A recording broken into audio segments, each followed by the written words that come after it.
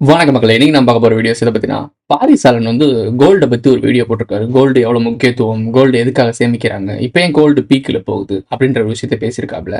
அது ஆல்மோஸ்ட் நம்ம சொன்ன விஷயமா தான் இருந்தாலும், ஒரு போர் வருது, ஒரு பதட்ட நிலை உலகம் முழுக்க நடக்குது அப்படின்னாலே அவங்க ஃபினான்ஷியல் ஸ்டேபிளா இருக்கணும் அப்படின்னா கோல்டுல இன்வெஸ்ட் பண்ண ஆரம்பிப்பாங்க, கோல்டை பதுக்க ஆரம்பிப்பாங்க. போர்கள் நடக்கும்போது இது நடக்கும். ஸோ இதை பேஸ் பண்ணி தான் அவர் வீடியோ ஆரம்பிச்சிருக்காரு. பட் இந்த காசு எப்படி உருவானது, ஃபினான்ஸ் எப்படி உருவானது, பண்டமாற்று முறையிலிருந்து எப்படி இந்த வணிகத்துக்கு ட்ரேடிங்ஸ்க்கு நம்ம மாறணும் அப்படின்ற விஷயங்கள்லாம் ஒரு விதமாக சொல்லியிருக்காப்புல. அதில் ஒரு குழுக்களை மறைச்சிக்கிட்டு அவங்கள வந்து இதுக்கும் அவங்களுக்கும் சம்மந்தமே இல்லாத மாதிரியும் அரசர்களை முன்னிலைப்படுத்திக்கிட்டு அரசர்களுக்கு ரெப்ரசென்ட்டாக இங்கே யாருமே இல்லை, அது ஹிடனாக தான் இருக்குது. ஆனால் ஒரு ஒரு கூட்டத்தை மறைக்கிறாப்புல இல்லை பாரிசாலன். அந்த கூட்டம் இன்னமும் உலகம் முழுக்க இருக்குது. அந்த கூட்டத்துக்கு மறைபொருளாக வேலை செய்கிற கூட்டத்தில் தான் இவனுங்க மாதிரி ஆட்கள்லாம் இருக்கானுங்க அப்படின்றது தான் நம்மளுடைய அலிகேஷன். ஸோ இன்னைக்கான வீடியோவில் அந்த பாரிசாலன் என்ன சொன்னார்ன்றதை டீட்டெயிலாக பார்க்க போகிறோம். வாங்க வீடியோக்குள்ள போகலாம். இருக்கும் இடத்தை விட்டு இல்லாத இடம் தேடி எங்கெங்கோ அலைகின்றார் ஞான தங்கமே. கோல்டை பற்றி தெளிவாக தெரிஞ்சுக்கும். கோல்டு என்ன அப்படின்னா ஒரு அழியாத பொருள்ன்ற மாதிரி. தங்கத்தில் மைனிங் பண்ணும்போது வைக்கும்போது எடுக்கிற தங்கத்தை அப்படியே உருக்கி அதுக்கு வந்து தனியாக வந்து ஒரு கெமிக்கலோ இல்லை ஒரு குறிப்பிட்ட பதார்த்தத்தில் உருக்கியோ இந்த மாதிரி விஷயங்கள்லாம் இல்லவே இல்லை. எடுக்கிறத அப்படியே உருக்கி நம்ம ஒரு மோல்டிங்கில் வச்சு ஒரு ஒரு பொருளாக தயாரிச்சிடலாம். பாராவும் தயாரிக்கலாம், காயினாவும் தயாரிக்கலாம், ஆபரணங்களாகவும் தயாரிக்கலாம். ஸோ அது கொஞ்சம் எளிமையான ஒரு ப்ராசஸ். அதாவது எடுக்கிற பொருளை அப்படியே பயன்படுத்த முடியும். பட் மற்ற ப்ராசஸ், மற்ற விஷயங்கள்னா ஒரு சில விஷயங்கள் தாது பொருட்களை பிரிக்கணும். இதுக்கு பிரிக்க தேவையில்லை, அப்படியே எடுத்து உருக்கி யூஸ் பண்ணலாம். ஸோ அப்போ இது வந்து ஒரு ஈஸியான ப்ராசஸ், அதுவும் நேச்சுரலாக கிடைக்கிறது. இது ஒரு வேல்யூ இருக்குது. ஸோ இதுதான் அட்ரஸ் பண்ணுறாங்க உலகம் முழுக்க. இதுதான் ஒரு அசட்டாகவும் ஒரு பண்டமாற்று முறைக்கும் மாற்றா பயன்படுத்தின ஒரு வேலிடான ஒரு பொருள். இது எல்லாருக்குமே தெரிஞ்ச விஷயம் தான். இந்த விஷயத்த எப்படி ஆரம்பிக்கிறாங்க அப்படின்னா, ஒரு பால், ஒரு தயிர், இல்லை ஒரு மாடு எதை வாங்கணும் அப்படின்னா யானையும் வாங்கிட்டு இருந்தாங்க, குதிரையும் வாங்கிட்டு இருந்தாங்க. இந்த வணிகத்துக்கிட்ட இருந்து இவங்க ஆரம்பிக்கிறாங்க. நான் சொல்றது வணிகத்துக்கெல்லாம் முன்னாடி இருக்க காலகட்டம். இந்த பாரிசாலன் எங்கிருந்து ஆரம்பிக்கிறான் அப்படின்னா, உடனே தங்கத்தை எடுத்தாங்க, தங்கத்தை வணிகம் பண்ணாங்க அப்படின்னு சொல்லிட்டு இருக்காங்க. கிடையாது. இயற்கையாக காட்டில் வாழ்ந்துட்டு இருந்தவங்களுக்கு எந்த ஒரு ட்ரேடிங்ஸும் தேவையில்லை, எந்த ஒரு ஒரு பண்டமாற்று முறை எதுவுமே தேவையில்லை. இவங்க காட்டில் எல்லா வளங்களும் இருந்துச்சு. அவங்களுக்கு தேவையானது என்ன? வயிறு நம்பணும். இவ்வளோ பெரிய இறைப்பை எல்லாருக்கும் எனக்கு தெரிஞ்சு ஒரு உள்ளங்கை அளவு தான் இறைப்பை இருக்கும். அதை விட கொஞ்சம் பெருசுன்னு வச்சுக்கோங்களேன். ஒருத்தங்களாம் இந்த வண்டி இருக்குன்னு வச்சுக்கோங்களேன். இந்த உள்ளங்கை அளவுக்கு இருக்கக்கூடிய இறைப்பை நம்பணும். நிம்மதியான ஒரு தூக்கம். குடிலாக இருக்கட்டும், மரத்தில் இருக்கட்டும், குகையில இருக்கட்டும், இல்லை மரத்துக்கு கீழே இவங்களாம் ஒரு டென்ட் மாதிரி போட்டு இந்த 3 விதத்தில் மலையிலையும் குகையில் இருப்பாங்க, மரத்துக்கு மேலேயும் இருப்பாங்க, இல்லை கீழேயும் அந்த மாதிரி குடிலாக போட்டு வாழ்வாங்க. சிம்பிளான விஷயம். அதுக்கான மரங்கள் எடுத்துக்குவாங்க, இலைகள் எடுத்துக்குவாங்க, வீடு கட்டிடுவாங்க, மண் இருக்குது, சுண்ணாம்பு இருக்குது, அதை வச்சு உருவாக்கிடுவாங்க. சிம்பிள். இயற்கை எல்லாத்தையும் கொடுக்குது. இவனுக்கு எங்கே காசு வருது, இவனுக்கு எங்கே ட்ரேடிங்ஸ் வருது, அவனுக்கு இங்கே இருக்கிறது தேவைன்னா இவங்க இருக்க பொருட்களை அங்கே போய் கொடுக்க போகிறான், அவங்க எடுத்துக்க போகிறாங்க. இவனுக்கு எக்ஸ்ட்ரா என்ன தெரியும், என்ன தேவைப்படும்னு நினைக்கிறீங்க? இல்லை ராக்கெட் விட போகிறானா, விண்வெளிக்கு ஆராய்ச்சி, அதாவது சோத்துக்கே வழி இல்லாமல் நிலாவில் இது கட்ட போகிறாங்களா, இன்ஃப்ராஸ்ட்ரக்சர் உருவாக்க போகிறாங்க. தற்கொலையில் சொல்கிறதெல்லாம் நம்பிக்கிட்டு பெருமைக்கு எருமை வச்சு தெரியும்ல. இதைத்தான் இந்த தற்கொலை தமிழ் தேசியவாதிகள்லாம் செஞ்சுட்டு இருக்காங்க. Simple concept. காட்டுக்குள்ளே வாழ்ந்துட்டு இருந்த டைமிங்கில் ப்ரோ அது நாகரிகமே எங்கே? யார் சொன்னது நாகரிகம் இல்லாமல்? ஒழுக்கமாக வாழ்ந்தானுங்க. புரியுதா உங்களுக்கு? காட்டுக்குள்ளே ஒழுக்கமாக வாழ்ந்தானுங்க. ஒரு இடத்த இன்னொரு இடத்தையும் பிடிக்கிறதுக்கு இந்த ஆசையும் கோபத்தையும் ஏற்றி விட்ட இன்னொரு மறையாக இருந்த ஒரு கூட்டம் உள்ள புகுந்து தான் எல்லாத்தையும் செவச்சிச்சு. உள்ளுக்குள்ள இருக்கிறதான் நிம்மதியை கெடுத்து இயற்கையிலேருந்து நம்ம பிரிக்க ஆரம்பித்தாங்க. அதாவது இயற்கையை அழித்து செயற்கை முறையில் விவசாயத்தை ஆரம்பித்தாங்க. இந்த விவசாயம் ஆரம்பிக்கும் போது தான் உனக்கு பண தேவையே தேவைப்படுது. இதை மட்டும் பேசவே மாட்டானுங்க. நிம்மதியாக காட்டுக்கு போகிறோம். அப்போ இவ்வளோ தூரம் நாகரிகமாக வந்து குடிலாம் போட்டு உட்காந்து பேச முடியுமா? அப்புறம் இதை விட பயங்கரமான ஹைலி டெக்னாலஜி நம்மக்கிட்ட இருந்துச்சு குமரி கட்டத்தில். அது அழிவுக்கான பாதைன்றது ஆட்கள் எடுக்க ஆரம்பிச்சோன்னே. இப்பயும் சொல்கிறேன், எப்ஸ்டீன் ஃபைலில் என்ன? இயற்கைக்கு புறம்பாக இருக்க குழந்தையும் தெய்வமும் ஒன்று. குழந்தையோட அந்த குணாதிசயத்தை அழிக்கிறதுக்காக தான் இந்த எப்ஸ்டீன் ஃபைலில் இந்த மாதிரி குழந்தைகளை பயன்படுத்தினாங்கன்னு சொன்னோம். அதாவது சாத்தனிக்கல் கூட்டம் கடவுளுக்கு எதிரானது, இயற்கைக்கு எதிரானவங்க. இந்த உலகம் முழுக்க மைனிங்ஸு இந்த மாதிரி வணிகம்லாம் நடக்குது. வணிகம் தான் இந்த உலகத்தை சாபக்கேடாக மாற்றி வச்சிருக்கு. எல்லாருக்கும் தெரிஞ்ச விஷயம், உங்களுக்கே புரியும். காப்பர் ஃபேக்ட்ரி, மைனிங் ஃபேக்ட்ரி பார்த்துட்டு இருப்பீங்க. இப்போ ரீசெண்டாக ரிப்போர்ட்டரை கூட்டி போய் அடிச்சிருக்காங்க. இல்லை, ஓப்பனாக நடந்த விஷயம், ஓப்பனாக ஆதாரம் இருக்குது, யாரும் எந்த ஆக்ஷன் எடுக்கலை. ஸோ இப்போது நம்ம நாகரிக கட்டமைப்பில் இருந்துகிட்டு இருக்க நம்மளாலே ஒன்றும் அந்த காலத்தில் இப்போ என்ன பண்ணியிருக்க முடியும்? யோசிச்சு பாருங்கள். அப்போ இந்த வணிகம் தான் ஆபத்தான ஒரு விஷயம். ஸோ அது காலகட்டத்தின் கட்டாயத்தில் உருவாக்கிட்டானுங்க அவனுங்க. உடனேலாம் அழிக்க முடியாது. பட் இருந்தாலும் இதை ஒரு எத்திக்ஸோடு பயன்படுத்தியிருக்கணும். ஆனால் அவங்க அப்படி பயன்படுத்தலை. தனக்கு அறிவு இருக்குது, இவங்களை ஏமாத்துறதுக்கு ஆள் இருக்குது, அப்போ நான் சம்பாதிப்பேன். இதான் இவங்களோட எத்திக்ஸ். ஸோ இதான் மெயின் ஐடியாலஜி. வணிகர்களை மட்டும் தவிர்த்துட்டு இவன் அரசர்களை ஃபோக்கஸ் பண்ணுறான் பாரிசாலன். சரி, கம்மிங் டு பாயிண்ட். இந்த காட்டில் இருந்த மக்களை நாட்டில் இருந்து திருத்தி விவசாயத்தை கண்டுபிடித்தது யாருன்னு ஒரு வீடியோ போட்டிருப்பேன், டிஸ்கிரிப்ஷனில் லிங்க் கொடுக்குறேன்னு பார்த்துக்கோங்க. ஸோ அந்த விஷயங்களில் நாகரிகப்படுத்த ஆரம்பிக்கிறாங்க. ஒரு நிலத்தை உழுதுட்டான், அவங்க சொல்லி கொடுத்த மாதிரி பயிர் உருவாக்கிட்டான், எல்லாம் பண்ணிட்டான்னு வச்சுக்கோங்களேன். இது என்ன பண்ணுறது?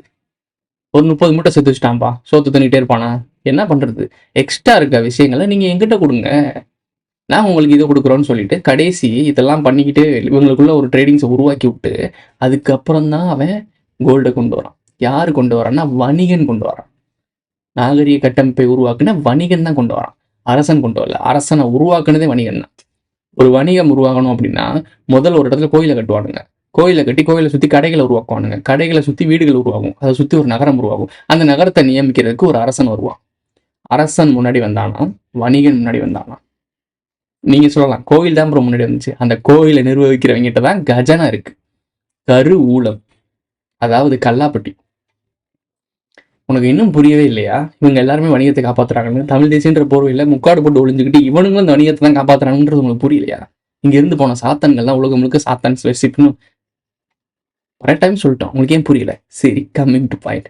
இப்போ பாரிசாலன் என்ன சொல்றாரு அப்படின்னா, இந்த மாதிரி அரசர்கள் தான் இதை கொண்டு வந்தாங்க. எதற்காக இந்த கோல்டை மையப்படுத்தினாங்க அப்படின்னா, பாலை கொடுத்துட்டு தயிர் வாங்கலாம், வெண்ணெய் வாங்கலாம், இந்த மாதிரி வாங்கிட்டு இருக்கலாம். ஆனால் யானையை வாங்கக்கூடிய ஒரு தங்கத்தை வச்சுக்கிட்டு குதிரையை வாங்க முடியுமா? அது சில்லறை கொடுக்க முடியாது இல்லை, பிச்செல்லாம் கொடுக்க முடியாது இல்லை. ஸோ அதுக்காக அரசன் அதாவது திருப்புன்னு அரசன் உள்ள வந்துட்டான். இல்லை அவன் சொல்றது வந்து ஒரு கரெக்டான ஒரு டிராஃப்ட்ல சொல்லாம டக்குன்னு அரசன் உள்ள வந்துட்டானோ, அந்த அரசன் வந்து என்ன சொல்றாரு அப்படின்னா, என்னோட செப்பு நாணயம் இருக்குல்ல, அதில் நான் என்னோட முத்திரையை குத்தி கொடுக்குறேன். இந்த முத்திரைக்கு இப்போ கவர்னர் கையெழுத்து போடுறாருல, அந்த மாதிரி என் முத்திரையை குத்தி கொடுக்குறேன், நான் சோழ மன்னனா சோழர முத்திரை புலி சின்னத்தை போட்டு கொடுத்து விட்றேன், இதுக்கு ஒரு வேல்யூ இருக்குன்னு சொல்றான். சரி, இது வேற நாடுகள் இருக்கவங்களுக்கும் அவங்க முத்திரையை போட்டு அவங்க மன்னர்கள் கொடுத்துருப்பாங்கல்ல, அந்த மன்னரோட காசு இங்கே செல்லாது, இந்த மன்னரோட காசு அங்கே செல்லாது அப்படின்ற மாதிரி. எப்படி இது எனக்கு புரியல. இங்க இருக்க கவர்னர் போட்ட கையெழுத்தை இந்தியன் ருப்பியை கொடுத்து டாலரா மாத்திக்கிங்கல்ல, அதே மாதிரி அங்கேயும் பண்ணலாம்ல. இது ஏன் இந்த கேப்பை மறைக்கிற? அப்போ உனக்கு வந்து இந்த காசை உருவாக்குனது, இந்த வணிகத்தை உருவாக்குனது, இதனாலதான் உலகம் இப்படி நாசமா போயிருக்குன்றத சொல்றதுக்கு மனசே வரல. கேட்டா யூதர் மேல பழியப்படுறது. கடைசிதான் யூதன்ட்ட வரான். கடைசியாக இந்த காசிங் சிஸ்டத்தை தமிழர்கிட்ட இருந்து அந்த வணிகத்தை கற்றுக்கிட்டானா, தமிழர்கள் தான் முதல் கோல்டை வச்சு ட்ரேடிங் பண்ணியிருக்காங்களாம். நோட் பண்ணிக்கோங்க. அதான் நான் சொல்கிறேன், இங்கேருந்து போனவங்களான்னு. ஸோ இந்த ட்ரேடிங் சிஸ்டத்தை யூதர்கள் எடுத்துக்கிட்டாங்க. அவங்க பேங்கிங் சிஸ்டத்தை மொத்தமாக கையில் எடுத்துக்கிட்டாங்க. அவங்க ரூல் பண்ணிட்டு இருக்காங்க. உலகம் முழுக்க இருக்க பேங்கிங் சிஸ்டம் இவங்க கண்ட்ரோல் தான் இருக்குது. ரோட்சைல்டு இந்த மாதிரி பேங்கிங் சிஸ்டம்ல அவங்க கண்ட்ரோலில் இருக்குன்னு சொல்லி முடிக்கிறோம். இதில் நீங்கள் அட்ரஸ் பண்ண வேண்டிய விஷயம், ரொம்ப முக்கியமான விஷயம் என்ன அப்படின்னா, காசுகளை உருவாக்குனது அரசன் சொல்கிறோம் கிடையாது. அரசாங்கத்தையும் ராஜ்யத்தையும் நிர்வகிக்கிறதே கவர்மெண்ட்டை கார்பரேட்ஸ் தான், இப்போ இருக்க கார்பரேட்ஸ் தான். அப்போது எப்ஸ்டீன் ஃபைல்ன்ற மாதிரி மிகப்பெரிய அரசர்கள் தானே இருக்காங்க. ட்ரம்ப்லாம் அரசர் தானே சொல்ல போனால். ஸோ ட்ரம்ப் இவங்கெல்லாம் பெரிய பெரிய அரசர்கள் தானே இருக்காங்க. இவங்களே ஆட்டி படிக்கக்கூடிய ஆள் யாரு? எங்கே இருக்காங்க? எங்கள் கண்ணுக்கு தெரியலையே. அதை பற்றி பேச மாட்டாப்புல பாரிசாலன். சரி, இன்னும் நம்ம பாயிண்ட் எடுத்து வச்சுருக்கோம். நகரத்தார் சமூகம் இங்கே தான் மெயின் மேட்ரு. நகரத்தார் சமூகம் வந்து தாலி அணிவிப்பாங்களாம். பெண்கள் மோஸ்ட்லி நம்ம தமிழ் பெண்கள்லாம் கல்யாணம் பண்ணி கொடுக்கும்போது நகையெல்லாம் போட்டு கொடுப்பாங்க. அந்த அசையாத சொத்து அப்படின்னு சொல்லுவாங்க. அது பையனுக்கு வாரிசுக்கு. அசையும் சொத்துனா இந்த மாதிரி பொருட்கள், இந்த மாதிரி சீர்வரிசை கொடுப்பாங்களே, இதெல்லாம் பெண்களுக்கு போகும். இது பாரம்பரியமாக நார்மலாக இருக்காது. ஸோ இந்த விஷயத்த சொல்லிட்டு நகரத்தார் சமூகம் பெரிய தாலி போட்டிருப்பாங்க, பல கிலோக்கு போட்டிருப்பாங்கன்னு சொல்கிறாங்க. அது எதுக்கு போட்டு அனுப்புகிறாங்க அப்படின்னா, நாளைக்கு ப்ராப்ளம்னா அவங்களுக்கு வந்து ஃபினான்ஸ் ப்ராப்ளம்னா அவங்களுக்கு எங்கே ஃபினான்ஸ் ப்ராப்ளம் வரப்போகுது? கோவலன் கண்ணகி கதை வருது உள்ள. இங்கே ஏன் சம்மந்தமே இல்லாமல் நகரத்தார சொல்கிறாப்புல? வேறு எந்த சமூகமும் இல்லையா? வேறு எந்த சமூகம் கல்யாணம் பண்ணும்போது சீர்வரிசை கொடுக்கலையா? ஏன் அந்த பேர் அட்ரஸ் பண்ணுறான்? மெசேஜ் கொடுக்குறாப்புல நமக்கு. சரி, இன்னொன்று, அந்த கண்ணகி கதை ஏன் வருது? நகரத்தார் பேரை சொல்லிட்டு டக்குன்னு கண்ணகி கதைக்கு போகிறாப்புல. நான் தான் சொல்கிறேன்ல, அந்த கண்ணகி கதை யாரு? சிலப்பதிகாரம் யாரோடதும், மணிமேகலை, சிவசமயம் யாரு? வணிகத்தோட தொடர்பு. இது பாரிக்கு நல்லா தெரியுன்றதை அட்ரஸ் பண்ணலாம். அவனுக்கு தெரிஞ்சும் தமிழ் தேசியன்னு சொல்லி உங்கள் தலையில் நாமத்தை போட்டு பட்டையை போட்டு உங்களை ஏமாத்திக்கிருக்காங்க. சரி விடுங்க, இதுக்கு மேலே நோண்ட வேணாம். வருண் இங்கே எவ்வளோ அடிபட்டு ஒரு வீடியோவில் இருக்கான். இது இல்லுமினாட்டி சிம்பிளை பேசக்கூடிய பாரிசாலனுக்கு தெரியாது இது ஒரு சிம்பாலிசம்னு.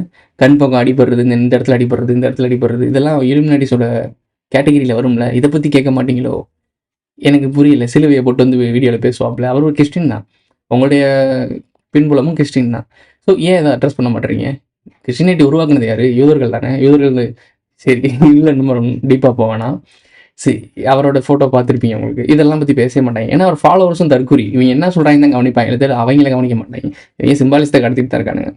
மக்கள்கிட்ட இருக்கக்கூடிய தங்கத்தை பிடுங்க வரும் கவர்மெண்ட்னு சொன்னாங்க. இதை முன்னாடியே சொல்லிட்டோம். இது ஆக்சுவலாக நடக்க தான் போகுது. ஏன் அப்படின்னா, இப்போ உலகம் முழுக்க இருக்கக்கூடிய மக்கள்கிட்ட இருக்க தங்கத்தை விட இந்தியர்கள்ட்ட இருக்க தங்கம் அதிகம். இது நம்மளுடைய முன்னோர்களும் இது ஒரு சில ஐடியாலஜிலும் நமக்கு உண்மையிலேயே தெரிஞ்சிருக்கு. இந்த கோல்டு நமக்கு ஒரு சொத்து. ஃபியூச்சரில் இந்த மாதிரி மிகப்பெரிய பேண்டமிக்ஸ்லாம் வரும்போது, மிகப்பெரிய ஒரு ஆபத்துலாம் வரும்போது கோல்டு நமக்கு பாதுகாக்குன்றது நமக்கு நார்மலாகவே இருக்குது. ஜெனட்டிக்கலாகவே நம்மகிட்ட இருக்குது.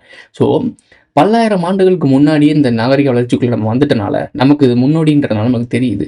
ஸோ இது தவறாக பயன்படுத்துகிறவங்கனால தான் நம்ம முட்டாளாக்கி விட்டுருவோம். ஏற்கனவே பிரிட்டிஷ் ஆட்சியப்போ பல நாடு படையெடுத்தப்போ பல டன் கணக்கில் இருக்க கோல்டு ஆட்டையை போட்டு போயிருக்காங்க. இங்கே படையெடுத்ததுக்கான காரணம் மக்கள் அடிமைப்படுத்துறதுக்குள்ள இங்கே இருக்க செல்வத்தை அபகரிக்க.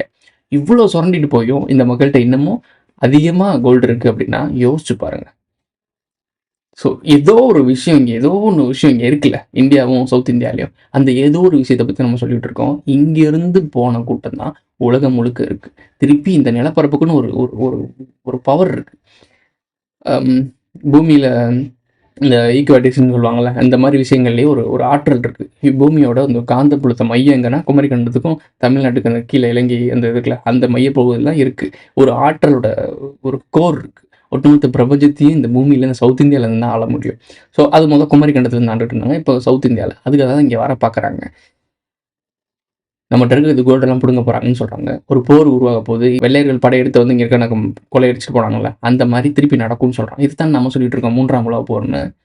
அது போரே வராதுன்னு ஒரு கூட்டம் சுற்றி தெரியுது. அடுத்த எலெக்ஷன் நிற்க போகிறேன்னு சொல்லி பேசிகிட்டு இருக்கான். சரி, இந்த பாரிசாலனுக்கு தெரியுதுல்ல போர் வரப்போகுதுன்னு சொல்லி, என்ன டேஸுக்கு இயக்கத்தை உருவாக்கி கட்சியில் நிற்க போகிறேன், எலெக்ஷனில் நிற்க போகிறோம் பேசிகிட்டு இருக்கீங்க. தமிழ் தேசியம் எப்படி மலரும்? 4 வருஷத்தில் போர் வரப்போகுது, எங்கிட்ட தமிழ் தேசியம் மலரும்? எதுக்கு எலெக்ஷனை நீட் பண்ணி கொண்டு போகிறீங்க? ஏன்னா ஆப்போசிட்டில் உங்கள் ஃபாலோவர்ஸும் தமிழ் தேசிய ஃபாலோவர்ஸும் எதுவுமே திங்க் பண்ணிவிட்டு அடுத்த ஆல்டர்னேட் ஒரு ரியாலிட்டிக்குள்ளே போயிடக்கூடாது. உங்கள் கூடயே சுற்றிட்டு இருக்கணும். பாரு, உங்களை பார்த்துக்கிட்டு உங்கள் பின்னாடியே லூஸ் மாதிரி ஆட்டு மந்த மாதிரி சுற்றணும். அவன் சுயமாக முடிவு எடுத்துட்டு எதுவும் பண்ணக்கூடாது. கடைசி அவனுக்கு விளிம்பு நிலைக்கு கொண்டு வந்துட்டு இதுக்கப்புறம் இந்த கோல்டை பற்றி நீ பேசாமல் இருந்தால் நீ மாட்டிக்குவேன். ஏன்னா கோல்டு வச்சுருக்கா ஃபியூச்சரில் தப்பிக்க முடியும். நம்ம 8-9 வருஷமாக சொல்லிட்டு இருக்கோம் கோல்டு ரொம்ப முக்கியம்னு. நான் சொல்லலை, நான் 4 வருஷமாக சொல்கிறேன். எனக்கு முன்னாடி இருக்க முன்னோடிகள் இணையதள போராளிகள் 8 வருஷமாக சொல்லிட்டு இருக்காரு.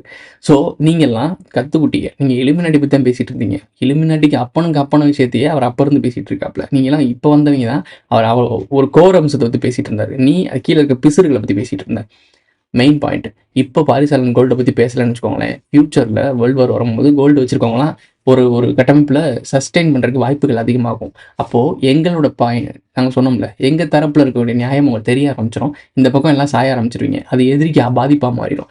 அப்படி போயிடக்கூடாதுன்றதுக்காக தான் இவனை மாதிரி கோமாளிஸை இறக்கி விட்டு இந்த கோமாளிஸ் பக்கமே சுற்ற வைக்கிறாங்க. உண்மையான ஆற்றல் இருக்க, உண்மையான ஞானம், உண்மையான புரிதல் இருக்க பக்கம் ஆள் சேர்ந்துடவே கூடாது.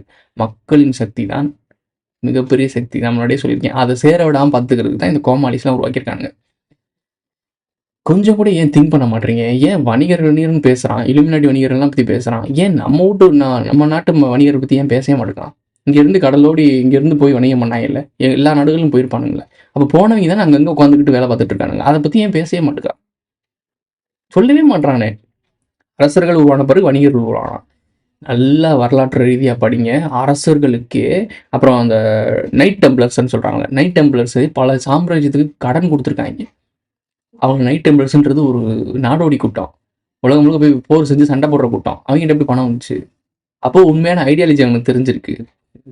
உலக மக்கள் எல்லாருமே ஏமாளிகள்னு சொல்கிறத விட மனிதர்ன்ற சொல்கிறவங்களே பட்டறிவு. போய் முட்டினா தான் அங்கே செவுரு இருக்குன்னு தெரியும். ஸோ அது இவனுங்களுக்கு தெரிஞ்சிருச்சு. இவனுங்க அந்த ஆடம் ஏவா இருக்குல்ல, இந்த ஆப்பிளை சாப்பிடக்கூடாது, இந்த உலகம் முழுக்க உனக்கு தான் நீ அனுபவிச்சுக்கோ, அந்த ஆப்பிளை சாப்பிடாதுன்னு சொல்லுவாங்கள்ல. அந்த ஆப்பிளை சாப்பிட்டோன்னே சிந்திக்க ஆரம்பிப்பா, ஐயோ நம்ம நிர்வாணமாக இருக்கும், ட்ரெஸ் மாற்றுவா. இந்த நாகரிக வளர்ச்சி எங்கே கொண்டு வந்து நிறுத்துச்சு பார்த்தியா? ஸோ அதனால தான் இந்த உருவாக்கின கடவுள் அந்த ஆப்பிளை சாப்பிடக்கூடாதுன்னு சொன்னதுக்கான காரணம்னா உனக்கு அது என்ன சொல்கிறது, டிஎன்ஏ. அந்த டிஎன்ஏ மிக்சிங் தான் இந்த எவ்வளோ பிரச்சனைக்கான காரணம். நீ சிந்திக்கிறது தப்பு இல்லை, ஆனால் நாகரிக வளர்ச்சின்ற பேரில் போகிறப்பாரு அங்கே தான் பிரச்சனை.